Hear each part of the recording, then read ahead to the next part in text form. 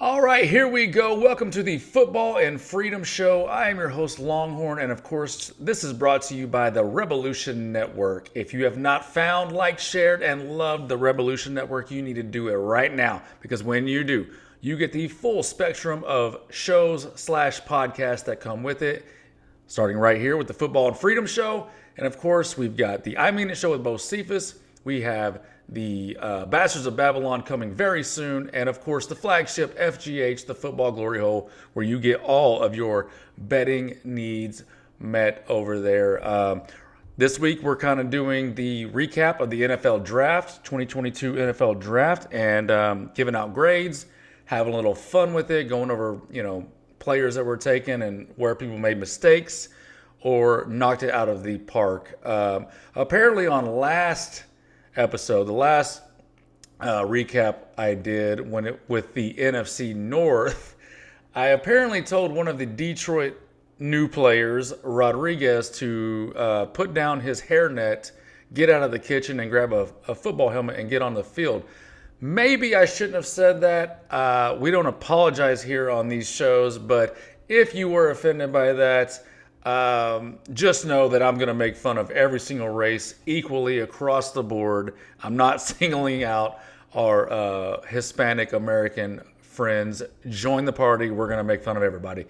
So moving on, let's see who we can offend today on this episode. Let's start with the Baltimore Ravens. We're going to go alphabetical order as always, and A++. This is my highest draft grade out of any team. They just knocked it out of the park. And let me just recap.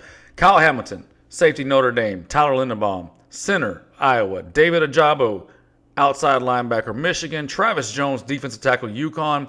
Daniel Falele, giant offensive tackle out of Minnesota.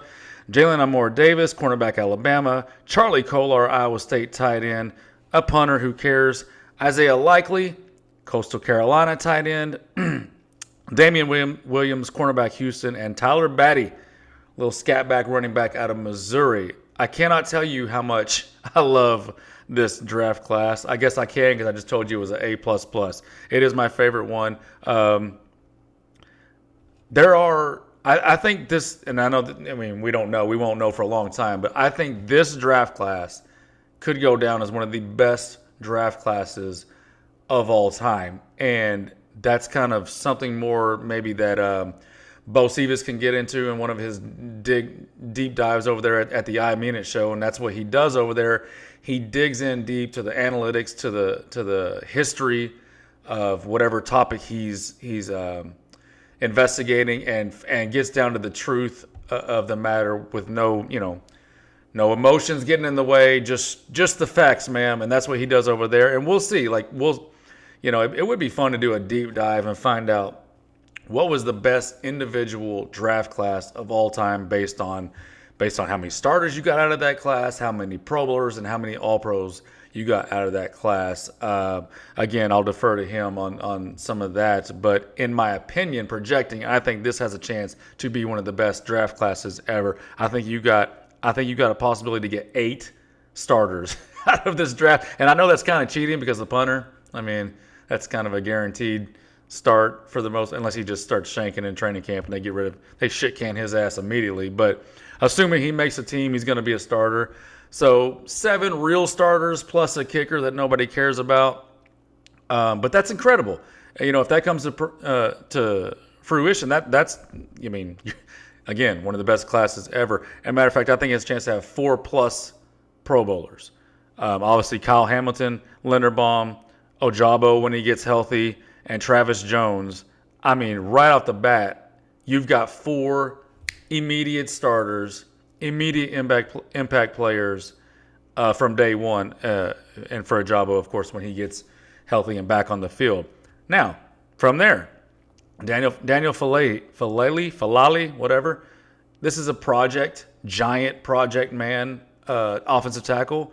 Fits right in with Baltimore, what they like to have, those maulers. He'll probably start on the right side, backing up over there, and maybe in a year takes over for one of the tackles when there's a cap casualty hit or whatever. And then you go from there. The Davis cornerback from Alabama. I actually like the second tight end they took, Isaiah Likely, better than the first tight end. But one of those tight ends is going to probably end up being a starter for them at some point. And maybe in that 2 tight end set, because obviously they got Mark Andrews. But I love Isaiah Likely out of Coastal Carolina, and they got him at the end of the 4th round. On the other 2, it's the end of the draft, 4th and 6th. I mean, Tyler Batty, we'll see. He'll come in and be he'll have a role. He won't necessarily be a starter, but overall, you see where I'm going with this. Just knocked it out of the park. And one of the points I wanted to bring up is that Lamar Jackson's contract is coming up. They're going to probably pay him the bag. When you pay a quarterback, as Bo Cephas has explained on his show, and we talk about it on FGH also, you are in a precarious position to say the least. But the way you can bust open another window is you have a draft class like this where you pull in possibly 7-8 starters on rookie contracts for 4 or 5 years, and you're allowed to let some of the aging overpriced veterans to walk. So Baltimore's one of the best franchises in the league. They're always well run, and again, they just knocked it out of the park. And I'm trying to spend too much time on what Baltimore did, but I just loved everything that they did here. So again, A++. Suck it, everybody. All right, Cincinnati. Let's move on to Cincinnati here, and I gave them a B overall grade.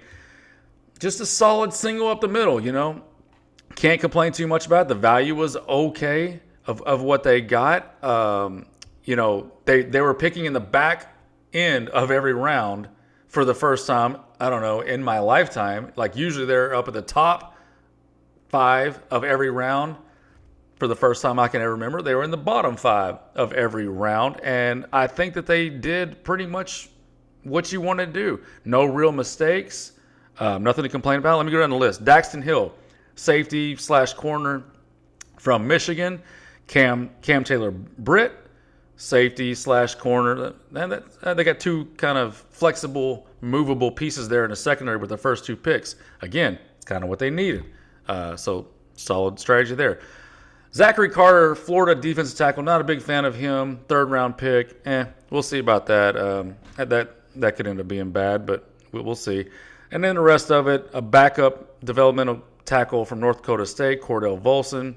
Again, they need, they killed it in free agency. They filled all their offensive line needs in free agency. Knocked it out of the park there. That was one of their biggest weaknesses, and they took care of that. However, it's not a bad move in the 4th round, picking up a developmental tackle for the future. Another safety from Toledo, Tyson Anderson in the 5th round, and Jeffrey Gunter, a defensive end from Coastal Carolina, to kind of fill up that depth chart. Again, nothing splashy, nothing special, but for a team that's coming off a Super Bowl, had some pretty glaring needs, even though they were a team that went to the Super Bowl. They did have some glaring needs in the offseason. They filled it tremendously with free agency, and I think backed it up here really nicely with the draft. So just a solid B for me. It's just a solid B. Can't complain, can't rave about it, but let's move on to Cleveland because that's something I do have something to talk about. Oh, those little brownies. Those little brownies. What did you do here? All right, so let's just start with the fact that they had 3 third-round picks and didn't have a first or second. Obviously, we know it's the Watson deal. That can handicap that. You have to factor that in when you're grading drafts. You got to factor in that they don't have picks in the first 2 rounds.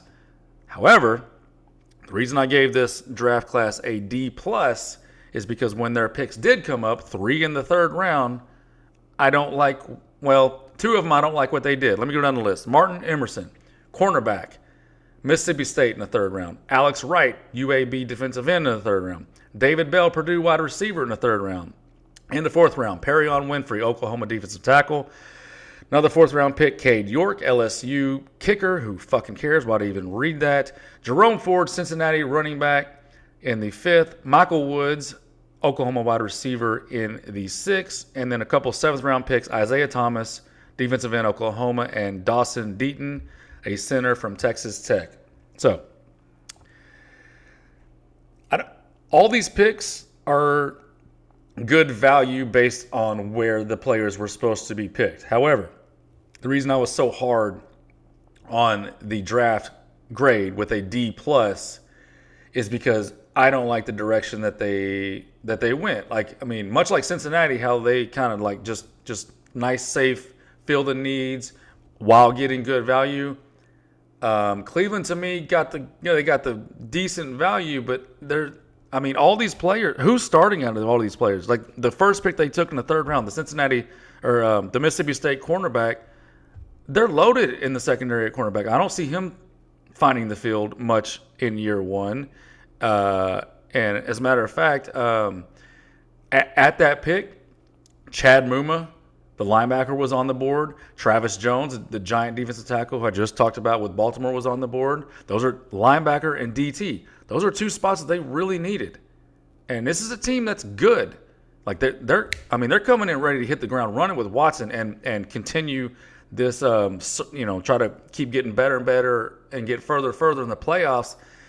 And I just don't understand the picks. A bunch of players that I think are just going to be backups, and nobody's going to come in and start and be in an immediate impact. And David Bell, okay, that's the one that could come in and start, kind of fill that third wide receiver role. So not gonna have any problems with that one. Perrion Winfrey, I like that player. Defensive tackle out of Oklahoma in the fourth round. That's fine. He might have to come in and start as your fourth rounder. That's you're reaching now. Now you're at the point where you're reaching when with those first three picks, you could have probably filled linebacker, defensive tackle, and wide receiver. Pretty much your only three holes on that team. So again, just D plus for me, because I think they could have helped their team better for this year in their push in the playoffs to see if they can get up there in that the AFC Championship type round. But overall, not horrible. Maybe I grade hard. I don't know. I mean, maybe a D plus is maybe it should have been a C, but fuck it, I'm sticking with it. D plus. You should have came out of this draft with 3 starters in 3 positions that you needed, and I think you only got 1. So D plus for me. All right, let's move on to Pittsburgh, the last team in this draft. All right, let's go down the list. Dun dun dun dun. Kenny Pickett, 20th pick overall, Pittsburgh quarterback. We'll get into that. George Pickens, Georgia wide receiver. DeMarvin Leal, Texas A&M defensive. It says defensive end. He's kind of more of a DT/DN. Calvin Austin, wide receiver, Memphis, a little tiny scatback type receiver. Michigan State fullback. Really, nobody drafts fullbacks, but Pittsburgh did.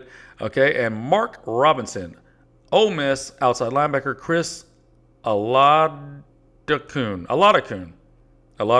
I don't know. I'll just leave that there. A South Dakota State quarterback. So, okay, let's see what my draft D- for the draft grade. And the only reason I did not give this draft an F, because it started with Pickett. The only reason I didn't give it an F is because the rest of the draft, I like a lot of what they did. George Pickens, wide receiver, he's going to come in and start in that third receiver role and have a chance to be their number 1 receiver in a couple of years. In 2 or 3 years, be their number 1 best receiver. DeMarvin Leal, love that pick. You got some aging players along that defensive line. That Pittsburgh's always built on their defensive line, so having a guy that can come into the rotation immediately, and then maybe when someone gets hurt, can step in and start and fill that role. So love that pick. Calvin Austin, love that receiver out of Memphis. It's kind of a player they don't really have, that little slot receiver that's real shifty and quick over the middle. So, and then from there it's the fullback and 7th rounder. So no need to get into that. But D- for me because of the Kenny Pickett. I'm sorry. Go listen to the I Mean It show with Bo Stevens. He has an entire episode of how this was drafting Pickett. You absolutely cannot do in the first round. It's the small hands, and again, he spent 30 minutes on it. He broke it down tremendously. It was awesome. It was a great listen.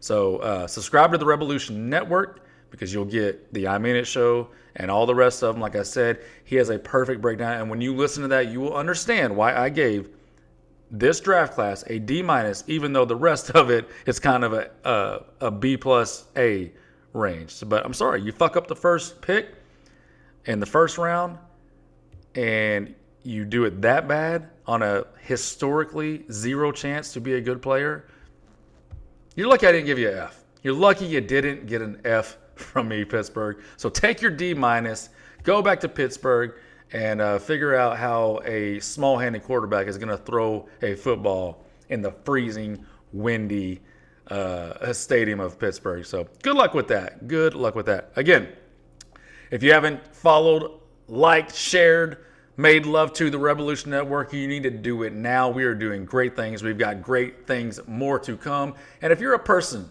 or you know a person that has or wants to start a podcast, hit us up. Find us on any of the social medias. Ask us questions on how to start up, or ask us questions on how to join the Rebelution Network, because we're a growing network. We are looking for more people. We're not going to censor you. Obviously, we will listen to you, and we will, before we approve, we'll have to know what you talk about.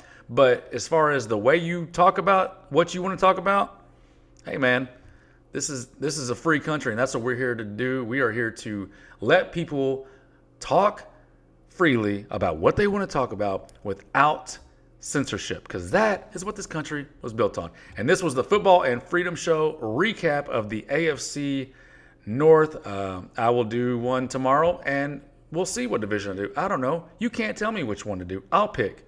I'm the boss of this show, not you. So we will see you next time. Until then, it is time to join the Rebelution Network.